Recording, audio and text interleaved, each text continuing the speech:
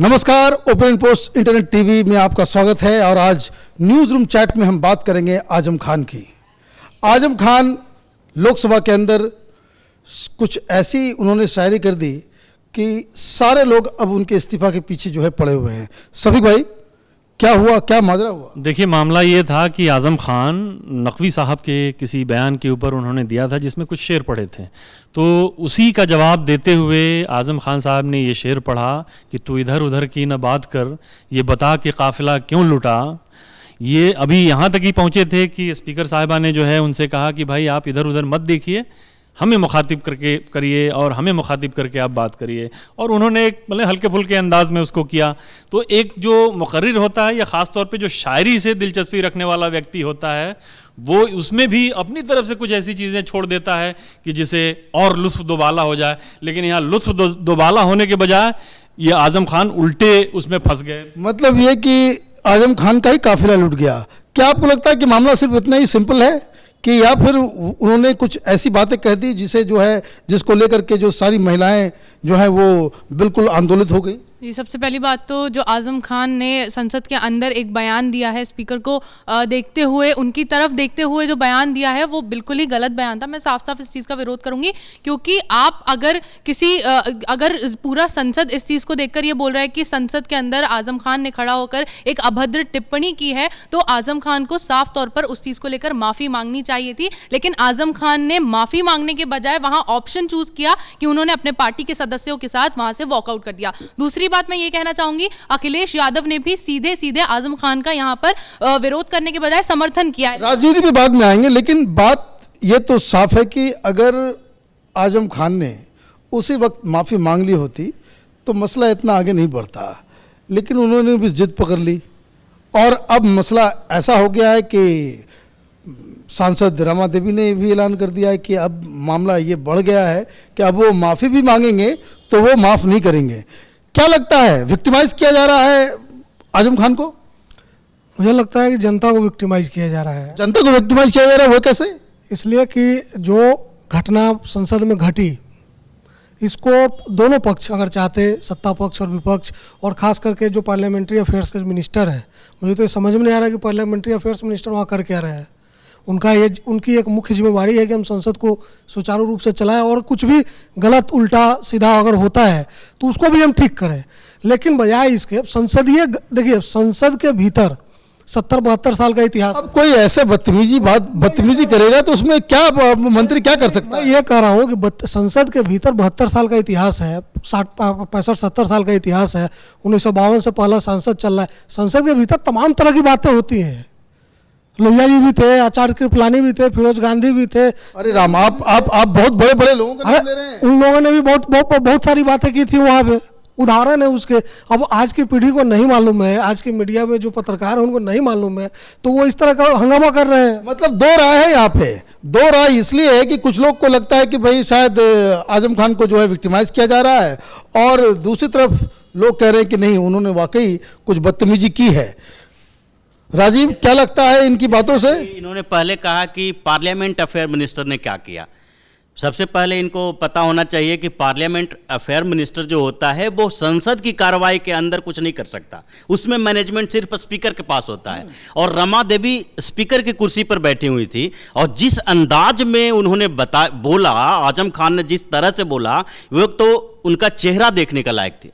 आप रमा देवी का उस समय का रिएक्शन देखिए, जो वीडियो सामने आया है उसमें पार्लियामेंट का, कि वो अनकंफर्टेबल महसूस कर रही हैं। सबसे पहले तो संसद में उस चेयर की गरिमा को ध्यान रखना चाहिए आजम खान को, कि हम चेयर को संबोधित कर रहे हैं तो उसकी एक गरिमा है, और उनके साथ आप ऐसे अंदाज में नहीं बोल सकते, टोंट उन पर नहीं कर सकते। चेयर की अपनी गरिमा होती है। टोंट मार रहे थे या ऐसी शायरी? देखिए, जो उन्होंने बोला है, निश्चित तौर पर एक दो जगह पे जो बात शुरुआत हुई है, पीठासीन जो स्पीकर के चेयर पे थी रमा देवी, और जिस तरह से बातचीत शुरू हुई है कि उन्होंने कहा कि आप उधर मत देखिए, इधर देखिए, फिर वो इधर घूम गए और उन्होंने कहा कि ठीक है हम आपकी नज़रों में तब तक देखेंगे जब तक आप, वो शायरी करने लग गए। तो मैं ये कह रहा हूँ कि ठीक है वो कुछ आपत्तिजनक था, वैसा नहीं करना चाहिए था। आजम खान को बचना चाहिए था उस तरह के बयानबाजी से। लेकिन फिर मैं ये कह रहा हूँ कि ये इतनी बड़ी घटना भी नहीं थी अगर संसदीय इतिहास को देखा जाए।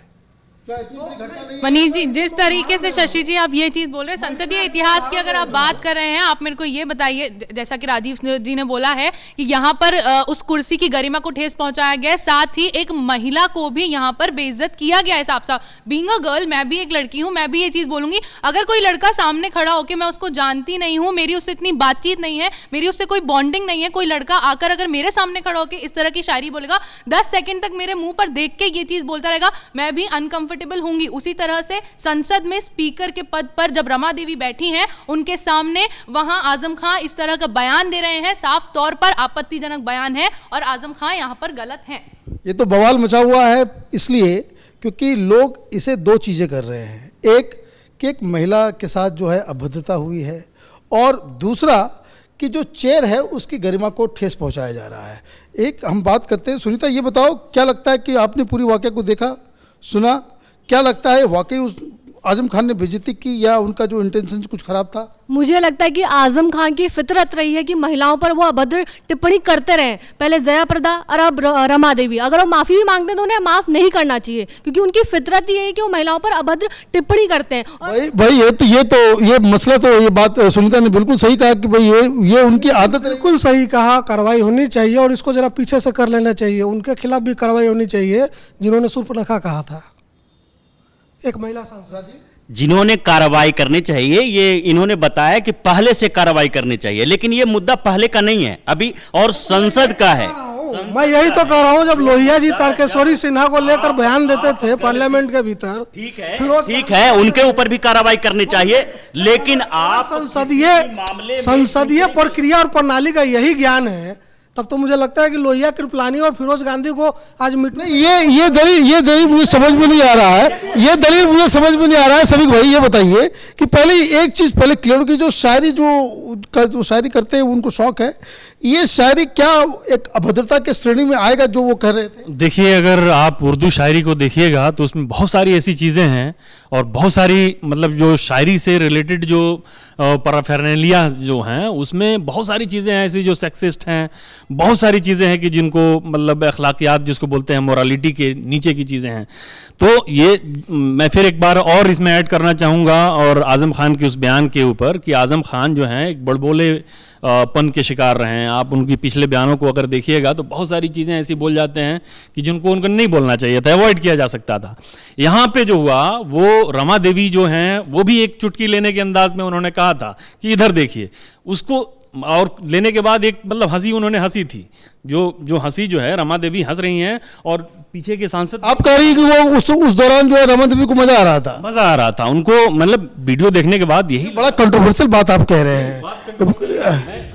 एक मिनट, शफीक जी, आप कैसे बोल सकते हैं कि अगर रमा देवी वहां पर हंस रही थी तो इसका मतलब वो कंफर्टेबल फील कर रही थी? नहीं, मतलब आप मेरे को एक चीज बताइए, अगर एक लड़की एक बात मेरे को बताइए, मैं सीधे सीधे एक ही यहाँ पर सवाल पूछूंगी, अगर सड़क पर कोई लड़की चल रही है, वहां पर कोई अनजान लड़का उसको देखकर कोई शायरी बोल देता है या कुछ भी आपत्तिजनक शब्द उसके सामने इस्तेमाल कर देता है तो वो लड़का हो जाता है छिछोरा। अब आजम खान ने संसद के अंदर खड़े होकर स्पीकर को वहां पर शायरी मारी है, अभद्र टिप्पणी ये यहाँ पे गलत बयानी है। आजम खान ने जो है स्पीकर को शेर नहीं सुनाया, वो शेर सुना रहे थे मुख्तार अब्बास नकवी को, और शेर सुनाते हुए उन्होंने कहा कि तू इधर उधर की न बात कर। तो इधर उधर जब उन्होंने कहा तो उन्होंने वो पीछे इधर उधर देखने लगे आजम खान, तो स्पीकर जो थी उन्होंने मुस्कुराते हुए कहा आप इधर उधर मत देखिए, आप स्पीकर की तरफ देखिए। ये जो आपने बताया शायद इंटरप्रिटेशन में प्रॉब्लम है।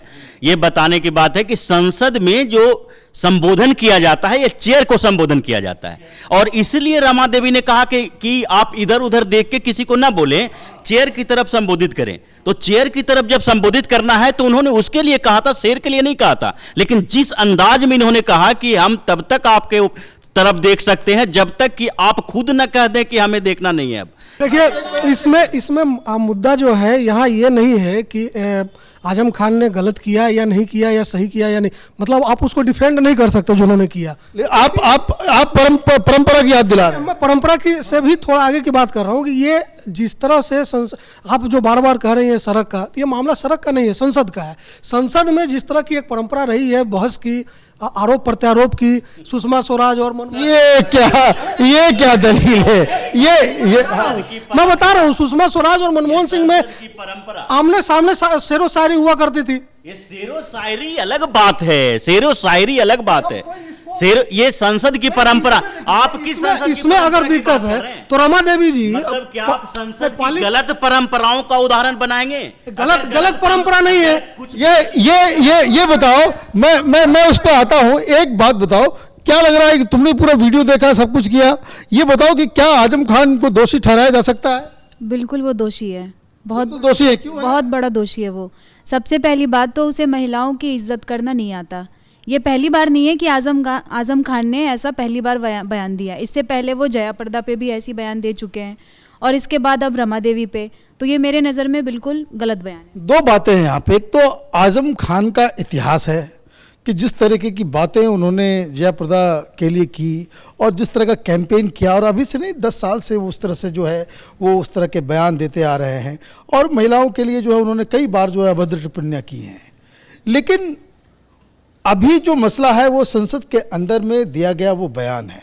इसलिए मुझे लगता है कि जो आजम खान के खिलाफ जो इतना जो लामबंद लोग हो गए हैं, वो इस घटना का असर तो है ही, उन्होंने जो बातें कही उसका तो असर है ही, लेकिन चूंकि वो एक हिस्ट्री सीटर हैं इस मामले में, इसलिए मुझे लगता है कि और जो है मसला जो है आगे बढ़ गया है। बिल्कुल ये सही है, आपने जो बात कही कि बद अच्छा बदनाम बुरा, एक मुहावरा है कि आजम खान ऐसे बयान देने के लिए बदनाम हैं। दूसरी चीज़ ये तो सच है कि उन्होंने कुछ ऐसी बातें कही हैं कि जो उनको नहीं कहना चाहिए था, उनको अवॉइड करना चाहिए था। वहाँ पे उस संसद में सामने जाहिर है कि एक महिला बैठी हुई है, तो महिला का सम्मान उन्हें करना चाहिए था और ये मामला इतना बड़ा नहीं है कि उसको इतना तूल दिया जाता।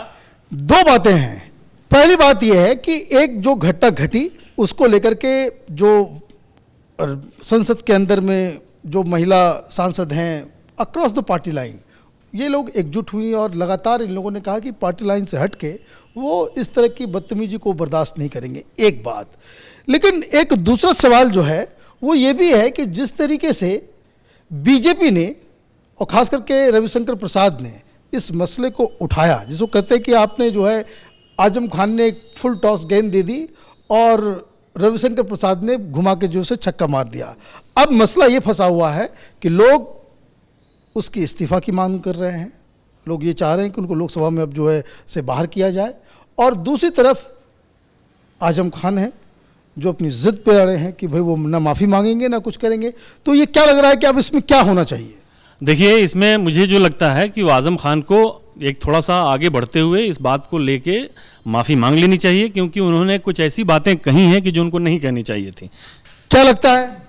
माफ़ी आजम खान को बिल्कुल मांगनी ही चाहिए, क्योंकि जिस तरह की अभद्र टिप्पणी उन्होंने संसद में दी है, सबसे पहली बात तो उनकी। लेकिन अब तो रमा देवी कह रही है कि भाई माफी मांगने के बावजूद भी वो माफ नहीं करेंगे। जी बिल्कुल, माफ नहीं भी करना चाहिए, ये बात बिल्कुल सही है, क्योंकि एक चीज उनको लोकसभा से बाहर कर देना चाहिए। मनीष जी, जब आजम खान को ये मौका दिया गया था कि वो वहां पर स्पीकर से माफी मांगे, तब उन्होंने वॉकआउट कर दिया। जब एक चांस मिल चुका है, उसके बाद अब जब उनको फिर बोला गया है, तो क्यों वो जिस महिला पर ये चीज गुजरी है वो क्यों आगे जाकर उनको माफ करेगी? देखिए, ये जो जैसा आपने कहा कि ये फुल टॉस गेंद थी, रविशंकर प्रसाद ने उसको छक्का मार दिया, ये मामला यहीं पे देन एंड देयर खत्म हो जाता है अगर आजम खान ने जो है उसी वक्त माफी मांग लेता। एक चीज और, आजम खान अगर माफी मांग लेते हैं तो उनका कोई कद छोटा नहीं हो जाएगा। आजम खान एक बड़बोले नेता है, ये सब कोई जानता है और ये उनके कंस्टिट्यूंसी के लोग भी जानते हैं। तो आजम खान जो है उसी बड़बोलेपन के तहत के शिकार हुए हैं उसके, और वो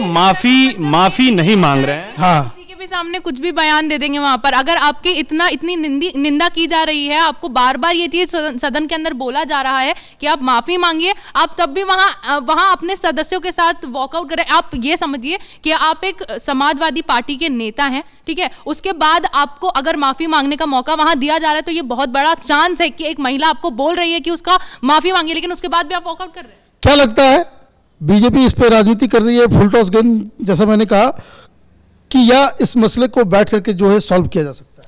नहीं, बिल्कुल इसको तो बहुत पहले सॉल्व किया जा सकता था। जैसा मैंने पहले बताया कि अगर पार्लियामेंट्री अफेयर मिनिस्टर चाहते हैं तो इसको 2 मिनट में सॉर्ट आउट करते हैं, इसमें बिल्कुल कोई टाइम नहीं लगता, वो बाहर जाते हैं। अब क्या होना चाहिए? अभी भी इन लोगों को आपस में बैठकर बातचीत करके इसको खत्म करना चाहिए। पार्लियामेंट्री अफेयर्स मिनिस्टर कैसे इसमें इंटरप्रेट? बताओ भाई, वो पूछ रहा है कि भाई कैसे? नहीं, मेरा तो सवाल ये है कि भाई इसमें किस कानून के तहत आप आजम खान को उसकी सदस्यता रद्द करेंगे? कौन सा कानून है? ये एक मसला है। ये अच्छा किया शशि ने ये सवाल उठा दिया। अभी फिलहाल जो नए कानून जो सेक्सुअल हरासमेंट के जो डिफिनेशन आया है, उसके तहत आजम खान साहब वो तो एक कल्प्रिट हैं, उनके ऊपर बाकायदा सेक्सुअल हरासमेंट का केस चल रहा है, इसलिए ये दलील जो है वो सही नहीं है। क्या होना चाहिए? क्योंकि वो संसद के अंदर थे, तो संसद के अंदर कुछ अलग नियम कानून होता है, कुछ आज़ादी अधिक होती है सांसदों को। अब क्या होना चाहिए? तो अब उनको संसदीय नियम कानून के अनुसार उनके ऊपर कार्रवाई होनी चाहिए। हो सकता है कि वो 10 दिन 20 दिन या 1-2 सेशन के लिए भी उनको निलंबित किया जाए, लेकिन निलंबन होना चाहिए, कुछ होना चाहिए उनके ऊपर। क्या लगता है? निलंबित बिल्कुल होना चाहिए ताकि उदाहरण पेश हो, देश के सामने, लोगों के सामने उदाहरण पेश हो कि जब आप एक औरत के सामने बदतमीजी करते हो तो आपको उसकी सजा दी जाती है। क्या लगता है, क्या होना चाहिए? उनको निलंबित होना चाहिए। निलंबित होना चाहिए। तो ये आज के डिबेट से जो 2-3 बातें जो समझ में आई वो ये कि आजम खान अपने बड़बोलेपन की वजह से इस विवाद में फंसे हैं। दूसरी बात ये कि अगर उन्होंने देन एंड देयर माफ़ी मांग ली होती तो मसला वहीं पे ख़त्म हो गया होता, लेकिन उन्होंने क्या किया? उन्होंने बाकायदा वहाँ से पूरी पार्टी, जो समाजवादी पार्टी के सांसद जो है वहाँ से वॉकआउट कर गए। इसलिए जितना दोष आजम खान का है, उसके बराबरी का दोष जो है वो अखिलेश यादव का है, क्योंकि जब वो बदतमीजी कर रहे थे तो अखिलेश यादव उसके बगल में बैठकर वो हंसते हुए नजर आ रहे थे। और जब मसला बिगड़ा तो कम से कम as a leader Akhilesh Yadav को ये कहना चाहिए था कि भाई आप माफ़ी मांग लीजिए और मसला को यहाँ पे ख़त्म कीजिए, लेकिन उन्होंने क्या किया? उन्होंने बाकायदा वो आजम खान के साथ खड़े हो गए। तीसरी बात कि ये जिस तरह की टिप्पणी हुई है और जिस तरह का आवेश और जिस तरह का गुस्सा महिला सांसदों का है वो बिल्कुल जायज़ है, क्योंकि अगर ये उन्होंने ये बातें अगर बाहर की होती तो जिस तरह के जो कानून है सेक्सुअल हरासमेंट के लिए, उसके तहत उनके खिलाफ FIR हो सकता था, वो गिरफ्तार हो सकते थे। लेकिन सांसदों को अपना एक प्रिविलेज है कि अगर संसद के अंदर कोई भी सांसद या किसी विधानसभा के अंदर में कोई विधायक कोई भी बातें कहता है तो उस सही है या गलत है या क्या उसने लक्ष्मण रेखा क्रॉस किया है, इसका फैसला स्पीकर करते हैं। फिलहाल हमें इंतज़ार रहेगा कि ये जो बवंडर जो उठा है और जिस तरह से आजम खान घिर चुके हैं उसमें क्या होता है, स्पीकर क्या फैसला लेते हैं। वैसे सारे लोगों का यही कहना है कि एक ऐसा ऐतिहासिक फैसला स्पीकर ले कि ताकि वो एक मिसाल बने और आइंदा कोई भी पुरुष सांसद किसी भी महिला सांसद के ऊपर या स्पीकर के ऊपर इस तरह की गलत टिप्पणी ना कर सके। आप देखते रहिए ओपिनियन पोस्ट इंटरनेट टीवी, हमारे चैनल को सब्सक्राइब कीजिए और न्यूज़ रूम चैट में हम इसी तरह और भी कई सारी सब्जेक्ट्स के ऊपर बातचीत करते रहेंगे। और अगर आप इस डिबेट में, इस डिस्कशन में शामिल होना चाहते हैं तो आप कमेंट के सेक्शन में आप अपना फ़ोन नंबर लिखिए, हम आपके साथ संपर्क करेंगे। धन्यवाद।